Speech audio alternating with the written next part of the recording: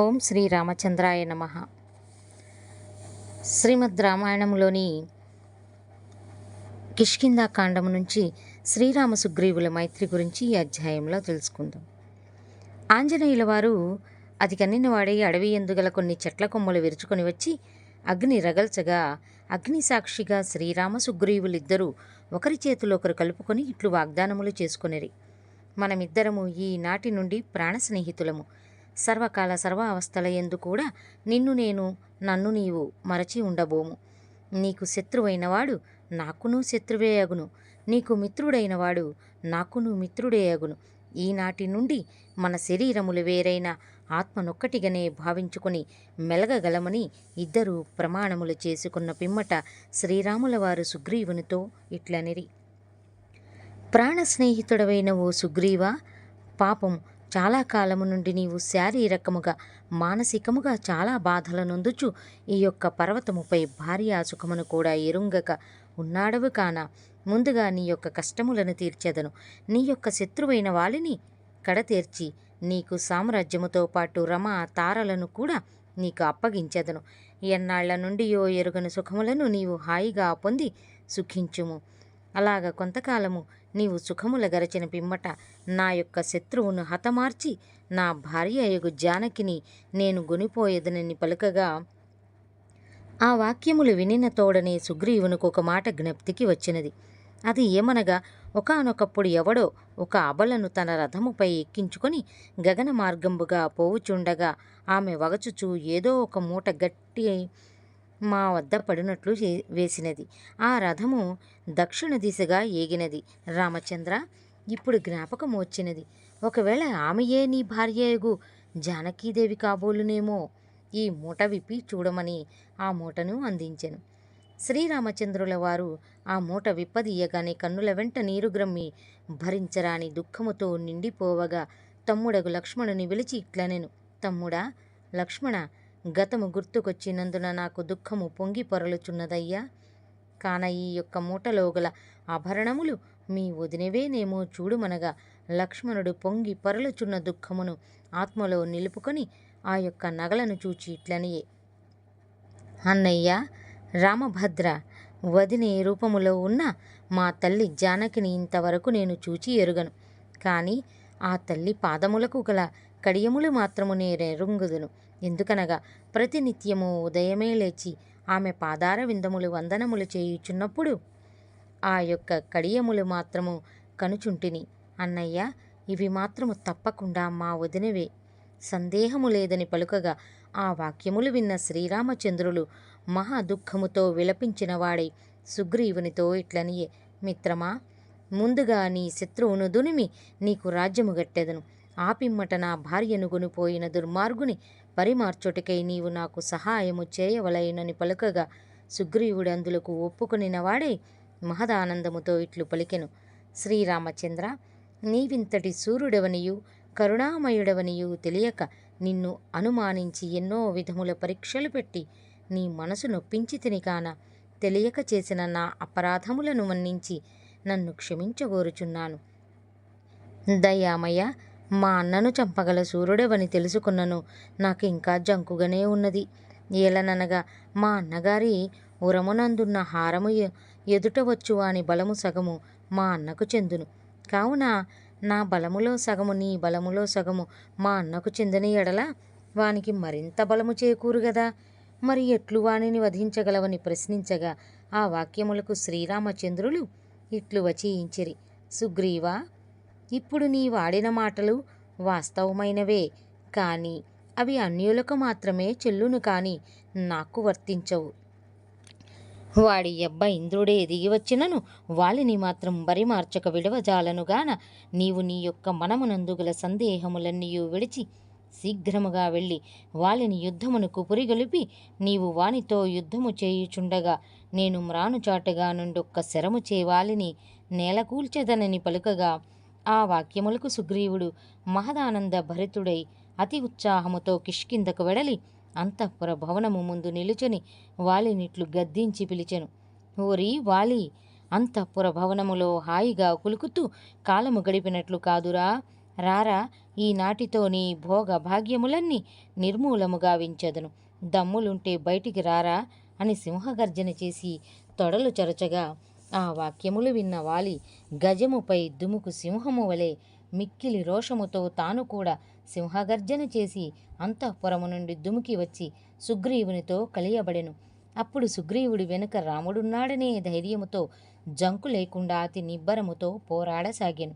కాని ఎంతకును రాములు బాణము విడవనందున సుగ్రీవుడు వాలిచే చావు దెబ్బలు తిని ఇక లాభము లేదనుకొని కాలికి బుద్ధి చెప్పి పిక్కబలము కొద్దీ వాలికి చిక్కకుండా తప్పించుకొని ఋష్యమూకమునకు పరిగెత్తును. అప్పుడా వాలి పరిగెత్తుచున్న సుగ్రీవుని చూచి ఇట్లనియే, పోరా పిరిగి పంద, ఎన్నిసారులు ఇలా నా చేత చావు దెబ్బలు తిని తప్పించుకొని పోయావు? ఈసారి మాత్రము నిన్ను విడవనల్లను. నా యొక్క గదా దండముచే నిన్ను యమపురి కంపెదనని పలికినవాడై అంతఃపురములకేగెను. సుగ్రీవుడు మాత్రము చావు దెబ్బలు తిని బ్రతుకు జీవుడా అని ఋష్యముఖమునకు చని శ్రీరాముల వారితో ఇట్లనెను, రామా, నీవింత మోసగాడివని తెలియక నిన్ను నమ్మి వెళ్ళి వాలిచే చావు దెబ్బలు తిని ఎటులో తప్పించుకొని చావు నుండి బయటపడితిని. రాఘవ, ఆకులలములు దినుచు హాయిగా అడవుల యందుండు వానికి ఆశలేవో రేకెత్తించి నా ఒళ్ళంతా హోనము చేయించితివి. ఎలాగో తప్పించుకుని బయటపడుట వలన బ్రతికి తిని కాని లేకున్న నీ పుణ్యమా అనుచు ఈ పాటికి యమపురిలో ఉండేవాడిని అని పలుకగా ఆ వాక్యములకు శ్రీరాములు ఇట్లు వివరించెను. సుగ్రీవ, సూర్యనందన, నీకు దెబ్బ తగిలితే నాకు దెబ్బ తగిలినట్లు కాదా? మనము ఇరువురము ప్రాణ స్నేహితులము కదా. నీకు అపాయము కలిగిన ఎడల నాకునూ కలిగినట్లేనయ్యా. నీవు శాంతించి నా వాక్యముల నమ్ముము. నీవును మీ అన్నయ్యగు వాలి సమరము చేయుచుండగా నేను వాలిని కడతీర్చెదనన్న మాట వాస్తవమే. కానీ మీరిద్దరూ ఒకే పోలికగా ఉండుట వలన నేను ఎవరు సుగ్రీవుడో ఎవరు వాలియో కనుగొనలేకపోయినాను. కావున నన్ను క్షమింపుము. ఇదిగో ఈ పూలహారము నీ మెడలో వేసెదను. ఈసారి వెళ్ళి వానితో సమరము చేయుము. ఈ యొక్క పూలహారము గుర్తుంచుకొని నేను వాలిని వధించెదనని పలుకగా అందులకు డసి ఉన్న సుగ్రీవుడు శ్రీరాములకు వందనములు చేసి ఇట్లనుచున్నాడు, రామచంద్ర, నీకు 10,000 వందనములయ్యా. నేను వెళ్ళను, వద్దు. నీవు వానిని చంపను వద్దు. ఇప్పటికే నా వాళ్ళంతా నలిగి కూర్చొనుటకు కూడా ఓపిక లేక ఉన్నాను. ఇక వానిపై యుద్ధమేమి చేయగలను అని నిష్ఠూరముగా పలుకగా అందులకు శ్రీరాముల వారు సుగ్రీవుని చేరదీసుకొని ఒళ్ళంతా నిమిరి మెడలో పూలహారము వేసి ఆశీర్వదించగా సుగ్రీవునికి ఎనలేని శక్తి, ఉత్సాహము, బలము చేకూరెను.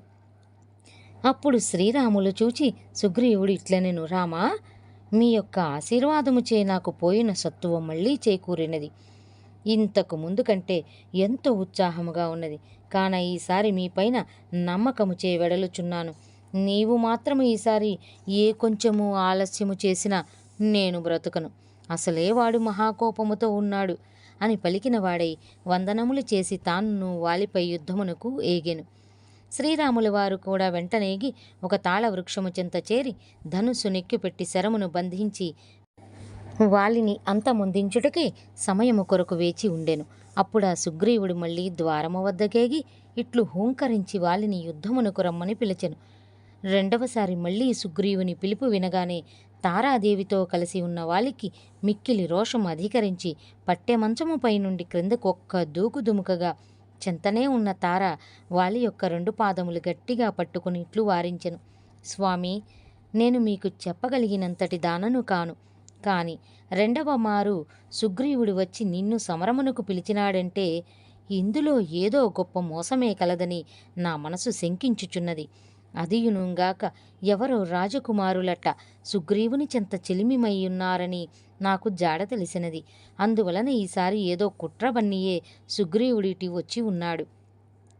లేకున్నా ఇంతకు ముందు వచ్చి మీ చేత చావు దెబ్బలు తిని గావు కేకలు పెట్టి పరిగెత్తినవాడు వెంటనే సమరమునకు వచ్చినాడంటే ఇంతకంటే సాక్ష్యమే ఏమి కలదని పలికిన తారను చూచి వాలి ఇట్లు వినిపించెను, తారా, నీవెంత వెర్రిదానవు! సరివీరుడు వచ్చి సమరమునకు పిలువగా పిరికివాడనై నీచెంత దాగుకొనుట వీరలక్షణమగునా? నీవు వీరవనితవు. నీకు మాత్రము తెలియదా తారా, పిచ్చిదానా? నాకు నీకంటే ముందుగానే వారిద్దరు రాకుమారులు ఎవరైనది నాకు తెలుసు. వారు అయోధ్యను పరిపాలించు దశరథ మహారాజు సుపుత్రులు రామలక్ష్మణులు. సత్యధర్మములు తప్పని నీతిపరులు. సాక్షాత్ శ్రీమన్నారాయణ అంశజులని విన్నాను. నేను విష్ణు ద్వేషిని కాదు కదా. నన్ను సంహరించుటకు వారికి నాకు ఏనాడైనా వైరము లేదు. కాగా నేను నిత్యము విష్ణుభక్తి కలిగి సూర్యోపాసనంచే మెలుగుచుంటిని. అట్టి సూర్యవంశజులు నాకు మిత్రులే అగుదురు కాని శత్రువులు కానేరరు.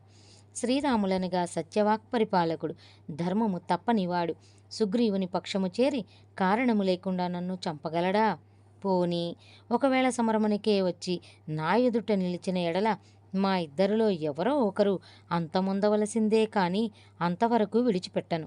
ఒకవేళ సత్యసంధుడైన శ్రీరాముడే ధర్మము తప్పి నా మీదకు వచ్చి నేనే ఆయనను ఊరక విడుతున్నా, ఆయనను అంతమొందించి సూర్యవంశజుని మట్టుబెట్టినాడనే కీర్తి జగద్విఖ్యాతి గావించెదను.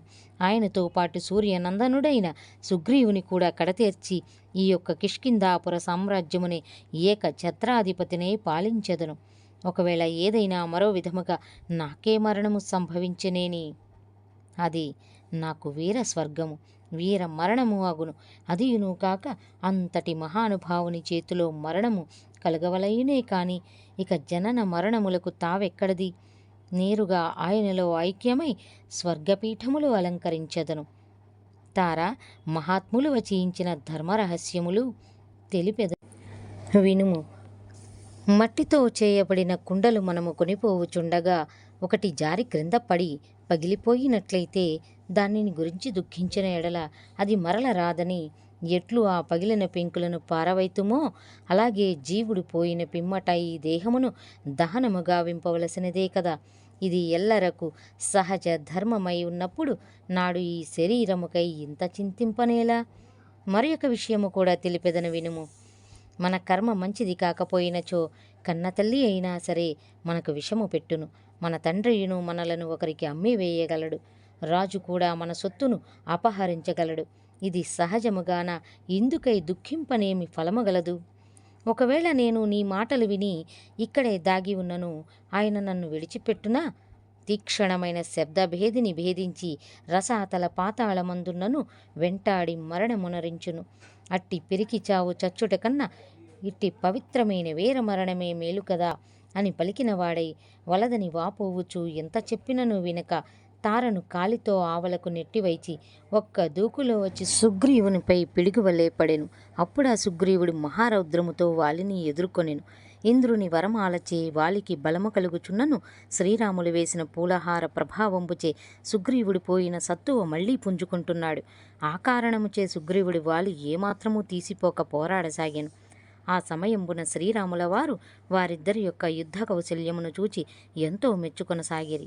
ఆ పర్వతములే ఢీకున్నట్లుగా మదగజంబులు విజృంభించి పోరాడిన చందంబున వర్ష సమయంబున ఉరుములు మెరుపులు ఎలా గర్జించును ఆ విధముగా వారు హోరాహోరీగా పోరాటములు సలుపుచుండగా వారి గదా యుద్ధ సమయంబున ప్రతిధ్వనులు మిన్నుముట్టసాగెను. ఎలాగైతేనేమి చివరకు వాలి మహారౌద్రాకారుడే సుగ్రీవుని తన గదతో రొమ్మున ఒక్క గుర్దుగా సుగ్రీవుడు ఆ దెబ్బతో రామాని కేకవైచి నిలబడెను. అప్పుడు ఆ వాలి తన గదనెత్తి సుగ్రీవుని రొమ్ముపై మరి ఒకసారి వేయబోగా శ్రీరాముల బాణము అతి తీక్షణముగా వెళ్ళి వాలి యొక్క రొమ్మును గుచ్చుకొనగా ఆ దెబ్బతో వాలి ధరణిపై కొరగి ఇట్లు గద్దించి పలికెను. ఎవడవురా నీవాడు? అన్నదమ్ములము పోరాడుచుండగా అక్రమముగా వచ్చి నన్ను శరము చేయకొట్టిన ఘాతకుండెవడు? ఏమిటి న్యాయము? ఏమిటి ధర్మము?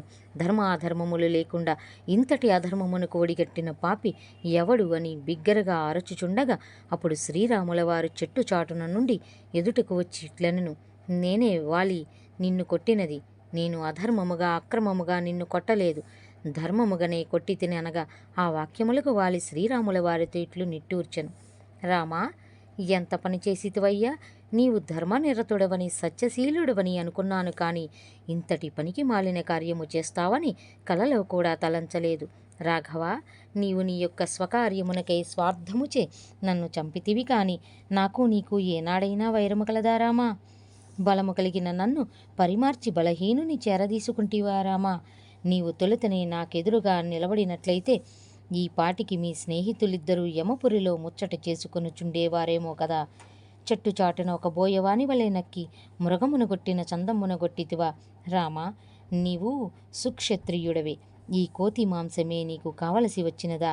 రాఘవ, కోరి నన్ను కొట్టు, నీకేమి కర్మమయ్యా అని పలుకుచున్న వాలిపై జాలి నుండి శ్రీరాముల వారు ఇట్లు పలకసాగిరి. ఇంద్రతనయ, నీవిపుడాడిన వాక్యములన్నీయు యథార్థములే. నేను తొలుతనే వచ్చి నీకెదురుగా నిలిచినట్లయితే నేనెవరినో నీకు తెలుసు కనుక స్వామి అని పలికి నాకు వందనములు చేసిన ఎడల నేను నిన్నెట్లు కొట్టగలను. నిన్ను నేను కొట్టని ఎడల నిరపరాధియగు నీ తమ్మునకు ఎప్పుడు మేలు చేకూరును. వాలి, నేను ధర్మము తప్పి ఏ పని చేయలేదు. పొరపాటు అన్నయ్యా అని పలుమారు పలికినను వినక నీకు గల అహంకారముచే నీకంటే చిన్నవాడైన సుగ్రీవుడు నీకు తోబుట్టువైన వానిని కరుణించక తన్ని తరిమి వాడు బ్రతికుండగానే వాని భార్యను బలవంతముగా చెరబట్టితివే. ఆనాడు ఏమైనది నీ ధర్మ ప్రవర్తన. ప్రజలను కన్నబిడ్డల వలె పరిపాలించు మహారాజువు కదా. నీ యొక్క కండకావరముచే కన్ను మిన్ను తెలియక క్రూర మృగ చందంబున వెంటాడి హింసించితివి కదా. ఆనాడు ఏమైనది వాలి నీ ధర్మ ప్రవర్తన. నేను ధర్మనిరతుడను, నిస్వార్థపరుడను కనుకనే బలము కలిగిన నిన్ను కూల్చి బలహీనునికి అభయమొసంగితిని. ఒక బలమైన క్రూర మృగము బలము చెడిన సాధు జంతువులను కబళించినప్పుడు ఏ ఒక్క సుక్షత్రియుడైనా చూస్తూ ఉండగలడా. అటులే నీవు క్రూర మృగ చందంబున బలము చెడిన సాధు జంతువుకు సుగ్రీవుని చంపబోవుచుండగా నేను సుక్షత్రియుడనై ఉండి పొంచి నిన్ను కూలవేయుట ధర్మము కాదా. యోచించుకొనుము మహావీర, నీ యొక్క పరాక్రమములకు యుద్ధ నైపుణ్యతకు నేనెంతో మెచ్చుకొనుచున్నాను. నీ వంటి వీరుని చంపుటకు నాకును మనస్సు ఒప్పకున్నది. కాన ఇప్పటికైనా మించిపోయినది లేదు. నీవు చేసిన తప్పుకు క్షమాపణ చెప్పుకొని సుగ్రీవుని మరల చేరదీసుకొని వారి భార్యను వానికి అప్పగించి అతనికి యథాప్రకారము యువరాజుగా చేసి నీ రాజ్యము నీవు ధర్మముగా ఏలుకొనుము. నిన్నిప్పుడే బ్రతికించదనని పలుకగా అందులకు వాలి శ్రీరాముల వారికి వందనములు చేసి ఇట్లు వచించెను. తదనంతర కథను తదుపరి అధ్యాయములో తెలుసుకుందాము. అంతవరకు ధన్యవాదాలు. ఇప్పటికీ మా ఛానల్ని సబ్స్క్రైబ్ చేసుకోకపోతే దయచేసి సబ్స్క్రైబ్ చేసుకొని మమ్మల్ని, మా ఛానల్ని ఆదరిస్తారని ఆశిస్తూ ధన్యవాదాలు.